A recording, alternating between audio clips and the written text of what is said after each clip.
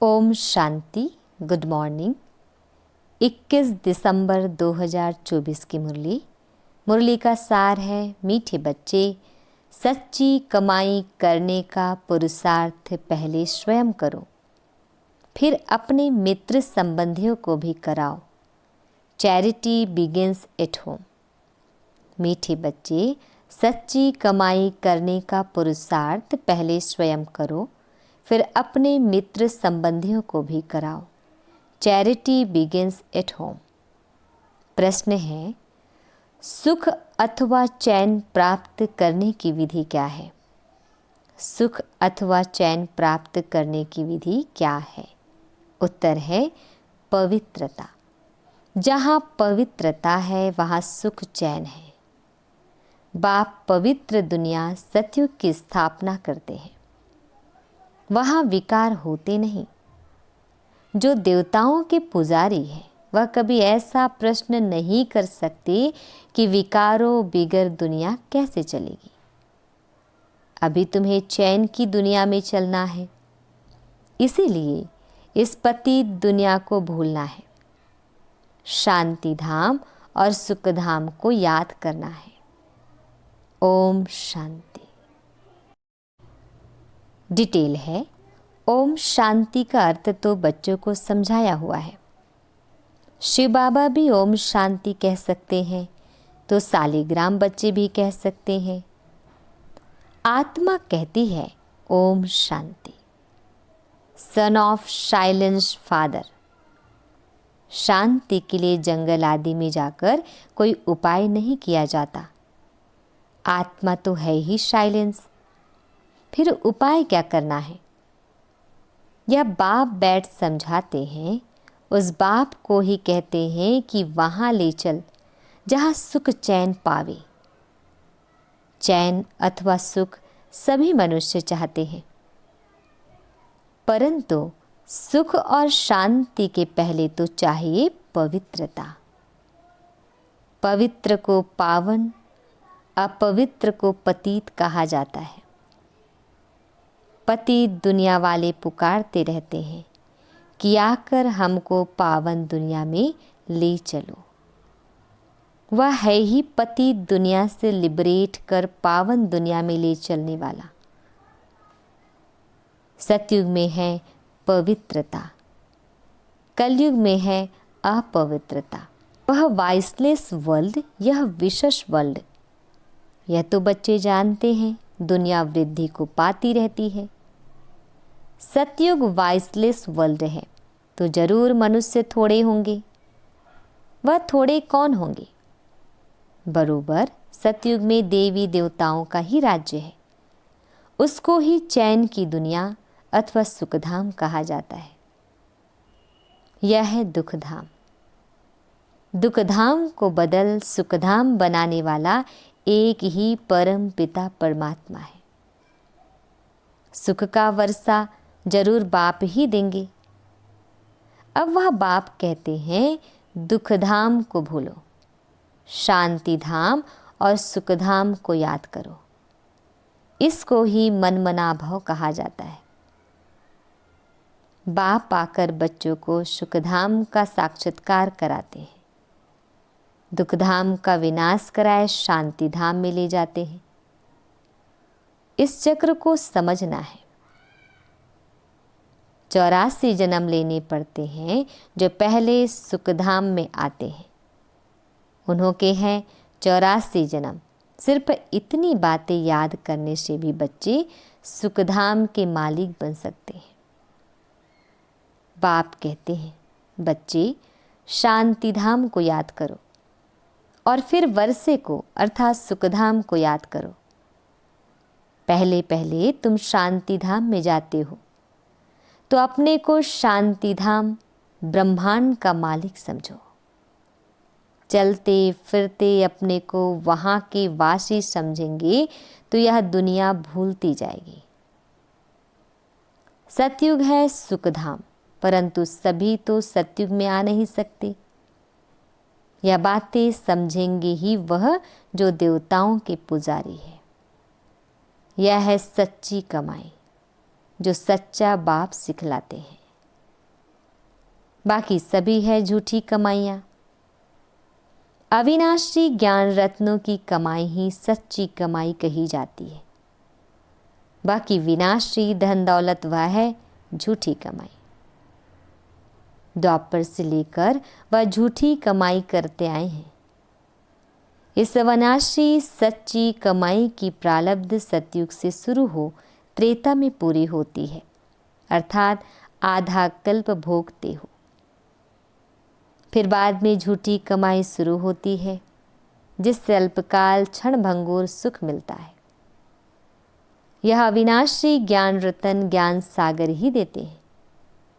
सच्ची कमाई सच्चा बाप कराते हैं। भारत सचखंड था, भारत ही अब झूठखंड बना है। और खंडों को सचखंड झूठखंड नहीं कहा जाता है। सचखंड बनाने वाला बादशाह ट्रूथ वह है, सच्चा है एक गॉड फादर, बाकी है झूठे फादर। सतयुग में भी सच्चे फादर मिलते हैं, क्योंकि वहाँ झूठ पाप होता नहीं। यह है ही पाप आत्माओं की दुनिया, वह है पुण्य आत्माओं की दुनिया। तो अब इस सच्ची कमाई के लिए कितना पुरुषार्थ करना चाहिए? जिन्होंने कल्प पहले कमाई की है वही करेंगे। पहले खुद सच्ची कमाई कर, फिर पियर और ससुर घर को यही सच्ची कमाई करानी है। Charity begins at home. सर्वव्यापी के ज्ञान वाले भक्ति कर नहीं सकते।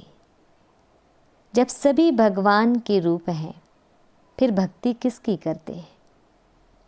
तो इसी दुबन से निकालने में मेहनत करनी पड़ती है। सन्यासी लोग चैरिटी बिगिंस एट होम क्या करेंगे? पहले तो वह घर बार का समाचार सुनाते ही नहीं है। बोलो क्यों नहीं सुनाते हो? मालूम तो पड़ना चाहिए ना। बतलाने में क्या है? फलाने घर के थे, फिर सन्यास धारण किया। तुमसे पूछे तो तुम झट बतला सकते हो। सन्यासियों के फॉलोअर्स तो बहुत है। वह फिर अगर बैठ कहे कि भगवान एक है, तो सभी उनसे पूछेंगे तुमको किसने यह ज्ञान सुनाया? कहे बीके ने, तो सारा उनका धंधा ही खलास हो जाए। ऐसे कौन अपनी इज्जत गंवाएगा? फिर कोई खाना भी ना दे, इसलिए सन्यासियों के लिए तो बहुत मुश्किल है। पहले तो अपने मित्र संबंधियों आदि को ज्ञान दे सच्ची कमाई करानी पड़े, जिससे वे 21 जन्म सुख पावे। बात है बहुत सहज, परंतु ड्रामा में इतने शास्त्र मंदिर आदि बनने की भी नूंद है। पति दुनिया में रहने वाले कहते हैं अब पावन दुनिया में ले चलो। सतयुग को 5000 वर्ष हुए, उन्होंने तो कलयुग की आयु ही लाखों वर्ष कह दी है। तो फिर मनुष्य कैसे समझे कि सुखधाम कहाँ है, कब होगा? वह तो कहते हैं महाप्रलय होती है तब फिर सतयुग होता है। पहले पहले श्री कृष्ण अंगूठा चूसता सागर में पीपल के पत्ते पर आता है। अब कहाँ की बात कहाँ ले गए? अब बाप कहते हैं ब्रह्मा द्वारा मैं सभी वेदों शास्त्रों का सार सुनाता हूँ।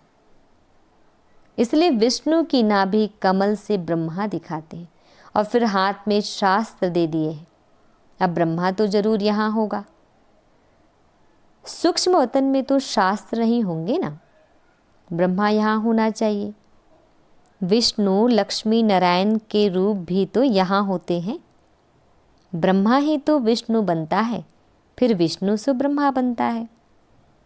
अब ब्रह्मा से विष्णु निकलता व विष्णु से ब्रह्मा निकलता, यह सब समझने की बातें हैं।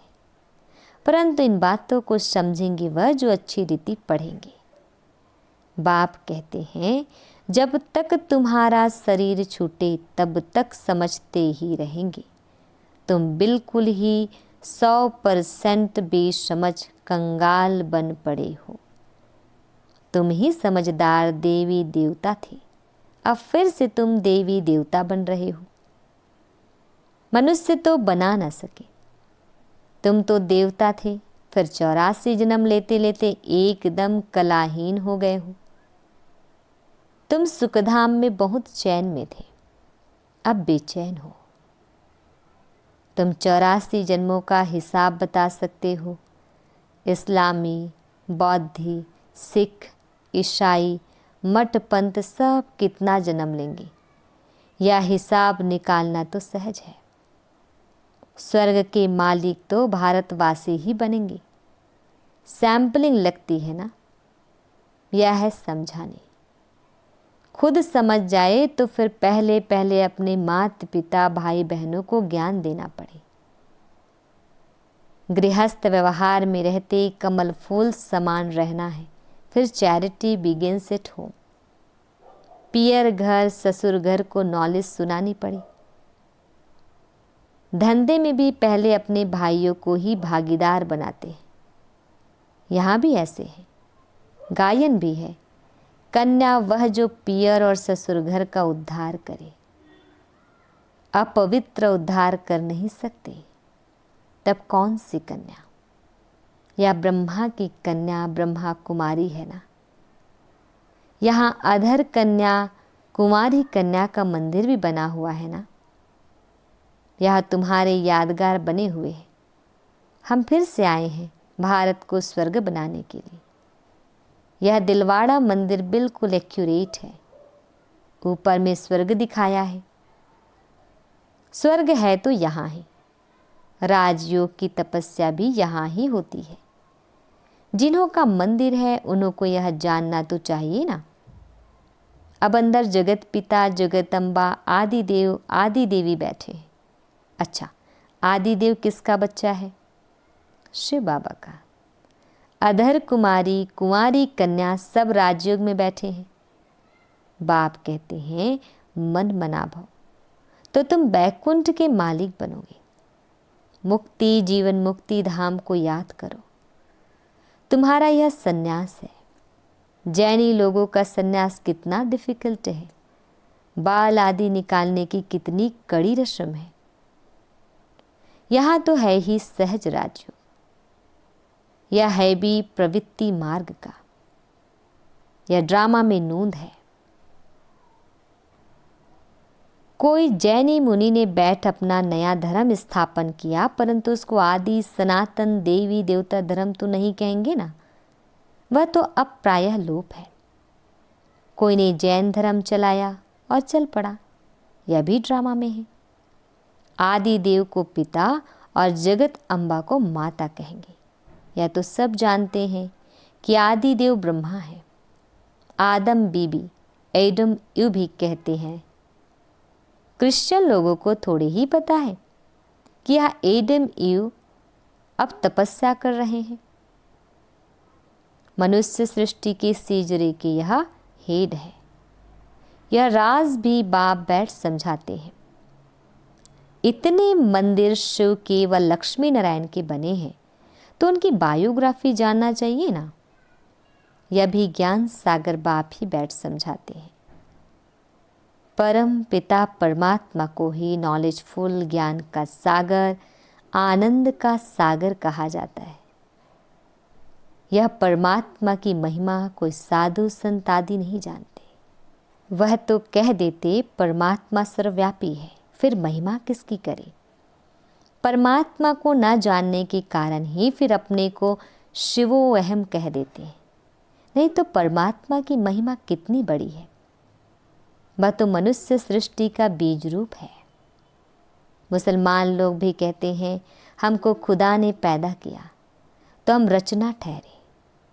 रचना को वर्षा नहीं दे सकते। क्रिश्चियन को क्रिएटर से वर्षा मिलता है, इस बात को कोई भी नहीं समझते। वह बीज रूप सत्य है, चैतन्य है। सृष्टि के आदि मध्य अंत का उनको ज्ञान है। सिवाय बीज के आदि मध्य अंत का ज्ञान कोई मनुष्य मात्र में हो नहीं सकता। बीज चैतन्य है तो जरूर नॉलेज उनमें ही होगी।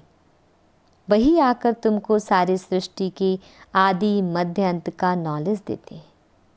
यह भी बोर्ड लगा देना चाहिए कि इस पाक को जानने से तुम सतयुग के चक्रवर्ती राजा अथवा स्वर्ग के राजा बन जाएंगे। कितनी सहज बात है। बाप कहते हैं जब तक जीना है मुझे याद करना है।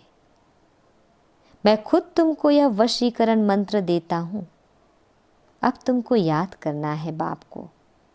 याद से ही विक्रम विनाश होंगे। यह स्वदर्शन चक्र फिरता रहे तो माया का सिर कट जाएगा। हम तुम्हारी आत्मा को पवित्र बनाकर ले जाएंगे, फिर तुम सतो प्रधान शरीर लेंगे। वहाँ विकार होता नहीं। कहते हैं विकार बिगैर सृष्टि कैसे चलेगी। बोलो तुम शायद देवताओं के पुजारी नहीं हो। लक्ष्मी नारायण की तो महिमा गाते हैं, संपूर्ण निर्विकारी।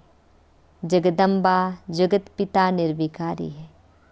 राजयोग की तपस्या कर पतित से पावन स्वर्ग के मालिक बने हैं। तपस्या करते ही हैं पुण्यात्मा बनने के लिए। अच्छा, मीठे मीठे शिकिल दे बच्चों प्रति माता पिता बाप दादा का याद प्यार और गुड मॉर्निंग। रूहानी बाप की रूहानी बच्चों को नमस्ते। हम रूहानी बच्चों की रूहानी माता पिता बाप दादाजी को याद प्यार गुड मॉर्निंग और नमस्ते। शुक्रिया मीठे प्यारे बाबा, आपका लाख लाख शुक्रिया। धारणा के लिए मुख्य सार है। फर्स्ट पॉइंट है, इस पुरानी दुनिया को बुद्धि से भुलाने के लिए चलते फिरते अपने को शांति धाम का वासी समझना है। शांति धाम और सुखधाम को याद कर सच्ची कमाई करनी है और दूसरों को भी करानी है। सेकंड पॉइंट, राजयोग की तपस्या कर स्वयं को पुण्य आत्मा बनाना है। माया का सिर काटने के लिए स्वदर्शन चक्र सदा फिरता रहे। वरदान, संपन्नता द्वारा सदा संतुष्टता का अनुभव करने वाले संपत्तिवान भव। संपन्नता द्वारा सदा संतुष्टता का अनुभव करने वाले संपत्तिवान भव।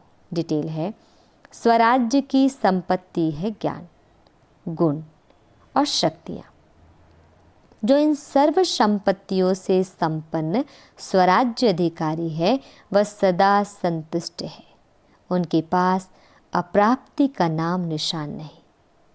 हद की इच्छाओं की अविद्या, इसको कहा जाता है संपत्तिवान।